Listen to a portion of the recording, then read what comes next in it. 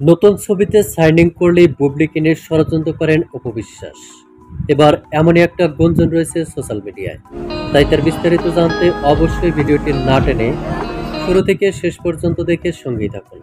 প্রিয় দর্শক, আবারও জুংলি নামের নতুন সিনেমায় চুক্তিবদ্ধ হয়েছেন ডালিউড বিউটি কুইন খ্যাত অভিনেত্রী চিত্রনায়িকা শবনম বুবলি।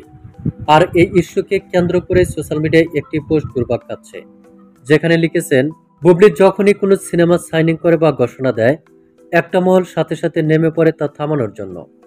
সাথে সাথে হিরো, পরিচালক বা প্রযোজকদের সাথে বুবলির নাম জুড়ে দিয়ে শুরু করেন নোংরা প্রচারণা। কবরী, শাবানা থেকে শাবনূর, অপু বিশ্বাস কাউকে নিজের কেরিয়ার নিয়ে এতটা স্ট্রাগল করতে হয়েছে কিনা আমার জানা নাই, কিন্তু কেবল বুবলির বেলায় এত নোংরামি। সাকিব ছাড়া কেন বুবলি সফল হবে, এটা একটা গোষ্ঠী মানতেই পারে না। সাকিব কিন্তু কোনোদিন বুবলিকে সিনেমা করতে নিষেধ করেছে বা বাধা প্রয়োগ করেছে এমন কোনো তথ্য বুবলি কখনো দেয়নি। তাহলে কারা এই নোংরামিতে মেতেছে বুবলিকে নিয়ে? সে প্রশ্নের উত্তর না হয় জনগণ দেবে। তবে এইটুকু বলতে পারি, বুবলি নীরব থেকেই যেন সব ষড়যন্ত্র বেচতে দিচ্ছে এক এক করে, যার ফলে আমরা দেখছি বুবলির একের পর এক মুভির ঘোষণা।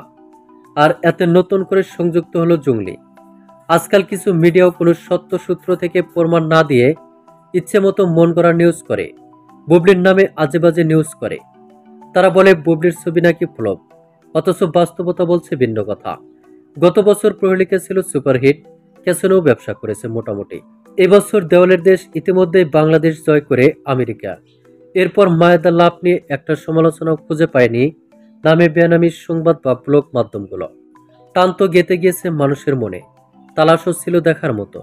অথচ এগুলো চলছে সিন্ডিকেট ছাড়া বা প্রভাব ছাড়া, বরং প্রতিকূলতা নিয়ে। এভাবেই একটি পোস্ট দিয়েছেন বুবলি এসবি নামের ফেসবুক পেজ থেকে। তো প্রিয় দর্শক, এ নিয়ে আপনার কি মন্তব্য, তা আপনার ধারণা মোতাবেক কমেন্ট করে জানিয়ে দিন নিচের কমেন্ট বক্সে।